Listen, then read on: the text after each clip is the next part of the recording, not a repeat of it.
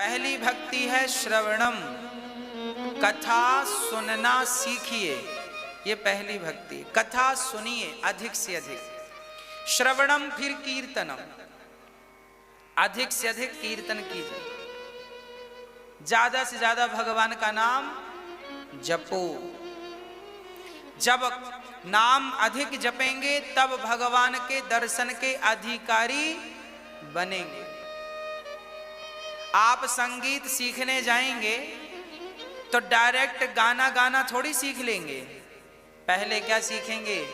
सारे गामा पा धा नी सा, सारे गामा पा धा नी सा, सारे गामा पा धा नी। इसको खूब जपिए, सारे गामा पा धा नी सा, सारे गामा पा धा नी, खूब जपिए। सारे गामा पा धा नी सा सीख जाओगे तो बाद में फिर भजन गाना सीखोगे।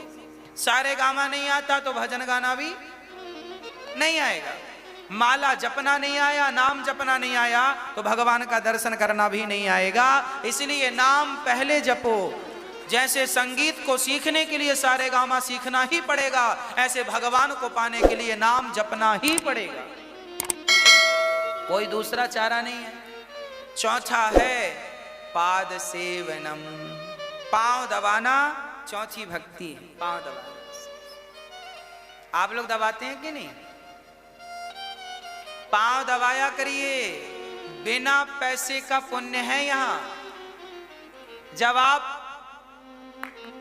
आप पांव दबाते हैं तो क्या होता है? पांव दबाने से जिनके पांव दबाते हैं उनके भीतर से दुआएं निकलती हैं।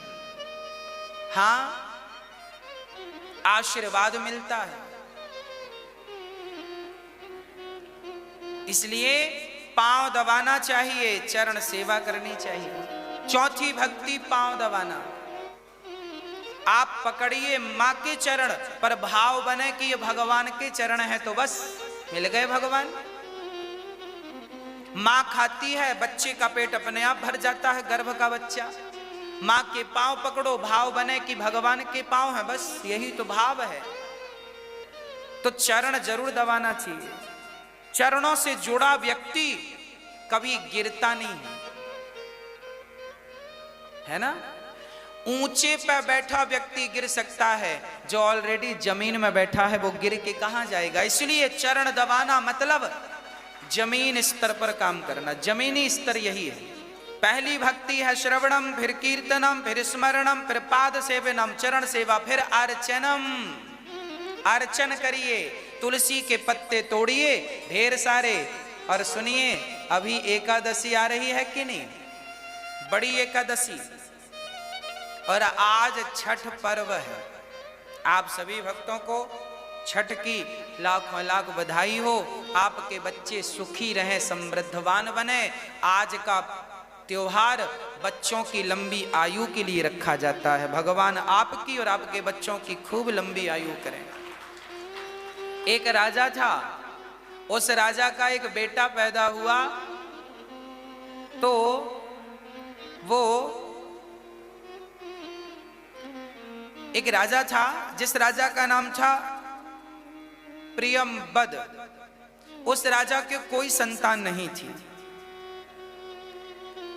एक संतान हुई तो मरा हुआ बच्चा पैदा हुआ, थोड़ी देर में मर गया। राजा बहुत रोए, प्रियंबद राजा बहुत रोए कि बेटा हुआ तो सही पर मर गया, हुआ तो सही।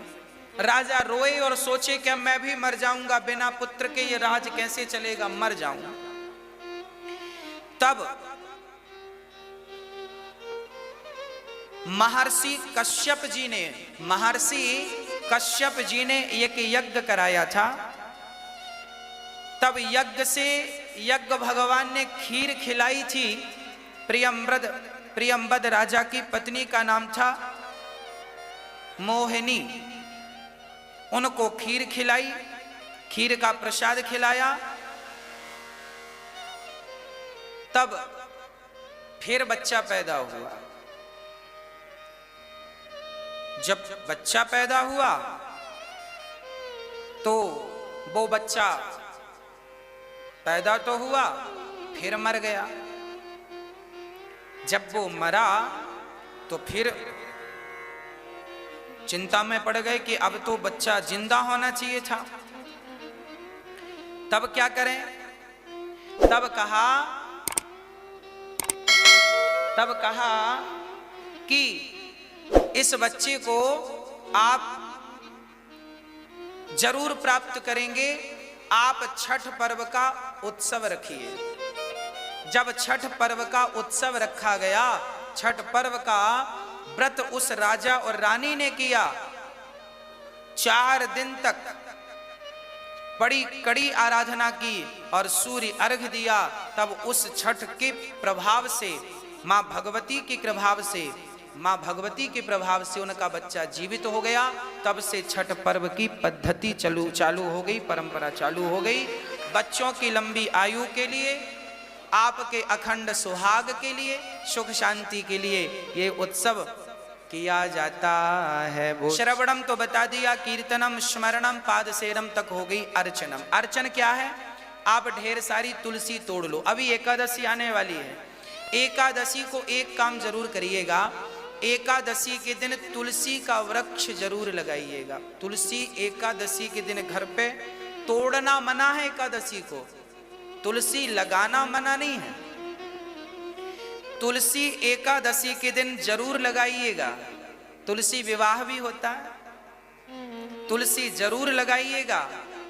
कहते हैं एकादशी के दिन जो तुलसी लगाता है वो जितने मंजरी जमीन पर गिराती, तुलसी की मंजरी पक्के गिरती है ना, उसके दाने, उसके पत्ते गिरते हैं, जितनी मंजरी गिरती है फिर उससे जितनी तुलसी पैदा होती है, फिर उसकी मंजरी से जितनी तुलसी, ऐसे जितनी तुलसी पैदा होगी और जितने पत्ते जमीन पे गिरेंगे, कहते हैं उतने वर्षों तक गौलोक धाम का ठाकुर जी वास देते हैं जो तुलसी की सेवा करता है। अर्चन कैसे करें? तुलसी तोड़ें और ठाकुर जी के ऊपर अर्चन कैसे करें? नारायणाय नमः, नारायणाय नमः। एक एक तुलसी उठाएं और नारायणाय नमः, नारायणाय नमः, इसे अर्चन कहते। आप भी घर में ठाकुर जी को देखिए ऐसे पूजा करनी चाहिए। एक थाली में सबसे पहले स्टार बनाओ, बीच में ओम लिखो, फिर उसके खंड पर लिखो बीच में ओम, फिर ना, नमो नारायणाय नमः, ऐसे उसके खंडों में ऐसे। फिर ठाकुर जी को बिठाओ, फिर उनको बिठा के बड़े प्रेम से उनकी स्नान कराओ, उनको सेवा करो। स्नान कराने के बाद ठाकुर जी को स्नान कराने के बाद उन्हें बढ़िया उठाओ और एक बढ़िया से कपड़े से ठाकुर जी को बच्चे की तरफ पहुँचो। दूध से, दही से, घी से, शक्कर से, शहद से, जो आपकी सामर्थ्यता है, बढ़िया ठाकुर जी को स्नान कराओ और उनको बढ़िया से पहुँचो। गुरु जी का नया नया वीडियो देखने के लिए आज ही सब्सक्राइब कीजिएगा।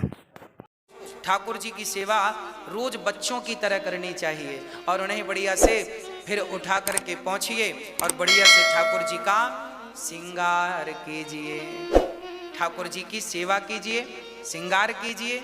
उसके बाद ठाकुर जी को बढ़िया श्रृंगार करके उनको माला, उनको वाले सब पहनाओ, बढ़िया सेवा करो। फिर अर्चन, तुलसी तोड़ो और गोविंदाय नमः, श्री नारायणाय नमः, कृष्णाय नमः, नारायणाय नमः, गोविंदाय नमः। एक एक आपसे कोई मंत्र नहीं आता वेद का, कोई बात नहीं, आप गोविंदाय नमः तो कह सकते हैं, नारायणाय नमः तो कह सकते हैं, कृष्णाय नमः तो कह सकते हैं, कोई बात नहीं। उल्टा नाम जपत जग जाना, वाल्मीकि भई ब्रह्म समाना। हमारी पूजा में कोई गलती हो भी गई और श्रद्धा बराबर है तो आपकी श्रद्धा कुछ गलत होने नहीं देती, क्योंकि भगवान प्रेम के भूखे हैं। हाँ, प्रेम के भूखे हैं। आप रोज अर्चन, इसे कहते हैं अर्चनम।